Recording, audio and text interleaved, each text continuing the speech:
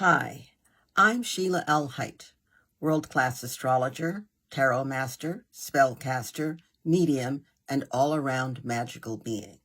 And I'm here today to talk to you about this week's astrology.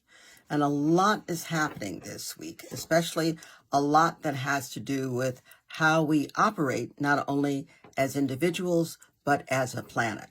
So we'll start with the wounded healer Chiron. Now, Chiron is not a planet. It is an important placeholder, though. It represents our deepest core wounds. When you heal your core wound, your soul wound, you heal a place in the cosmos, in the universe, on the planet Earth. It represents our deepest wounds, our insecurities, and our traumas. And it also indicates that as we heal those, we will become our greatest sources of wisdom and strength. After 7 years in Aries, Chiron, the wounded healer, enters the sign of Taurus this week.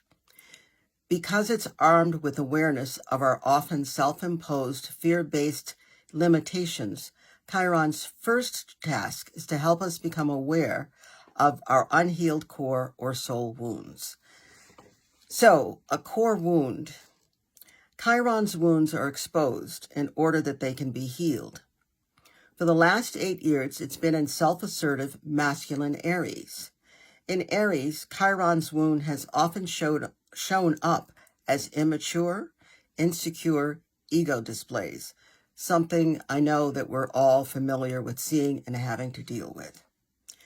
This insecurity or immaturity can show up as arrogance and or as bullying.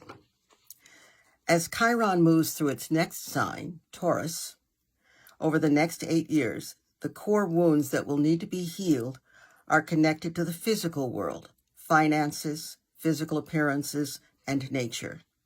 These wounds are likely to show up as food insecurity, hoarding of money and other material goods, and eating disorders. We can expect issues revolving around inflation, pollution, natural disasters, and food shortages. This does not mean that we are relegated to put up with these. These are the things that arise so that we can say, wow, that needs to be handled well. We need new laws. We need new rules. We need new awarenesses so that we can enact these new laws and new rules so that we're all protected, not only as individuals, but as a people. On Tuesday, the planet Venus, and Venus rules many things, including harmony, women, spirituality that we live from the heart. Venus rules healing as well, and it rules balance. It's very important. Venus will be trine, that is, it'll make a harmonious, beneficial 120-degree aspect, which is 1/3 a trine of a circle, the circle of the zodiac, the circle of life. Venus will be trine the planet Neptune. Neptune represents our souls. Neptune represents deception. It represents, especially self-deception. It represents illusion and artistic ability as well. It represents all of the things that we can see clearly, but don't realize we're seeing clearly, and therefore leave with a false impression. Neptune also rules the fog, the thing that clouds our vision. So, for Venus trine Neptune on Tuesday, romance and idealism are the lenses through which we will view the day. This is a great aspect for creativity and for those wonderful brief crushes. So if you have a fleeting crush on someone or something, enjoy it, but don't sign any binding agreements. Don't make any binding promises, because fleeting is the key word here. And Neptune, again, with illusion. Very important not to think, oh, this is it, and run off to Vegas or wherever to make it stick, because it doesn't really exist. On Wednesday, we have the planet Venus again opposing the planet Pluto. Pluto is the planet of transformation, the planet of sex, birth, and death.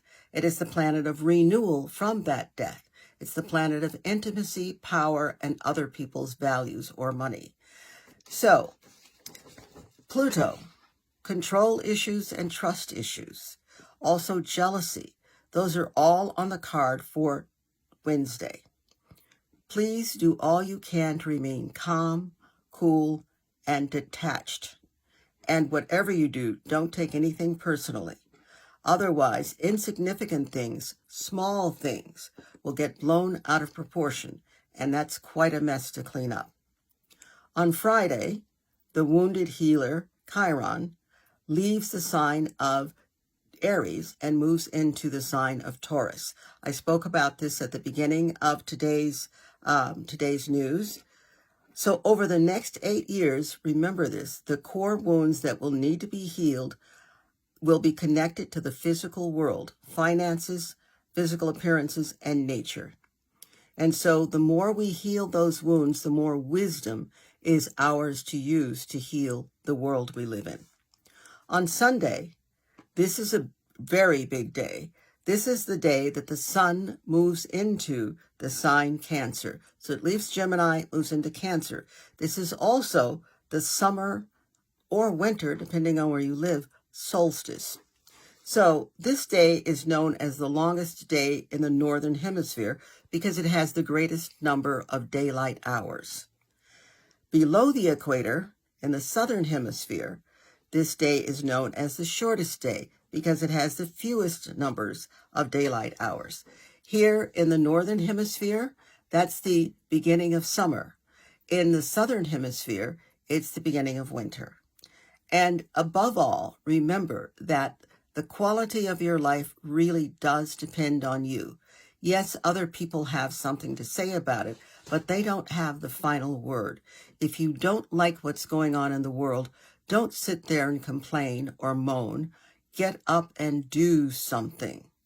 So I leave you with that and this.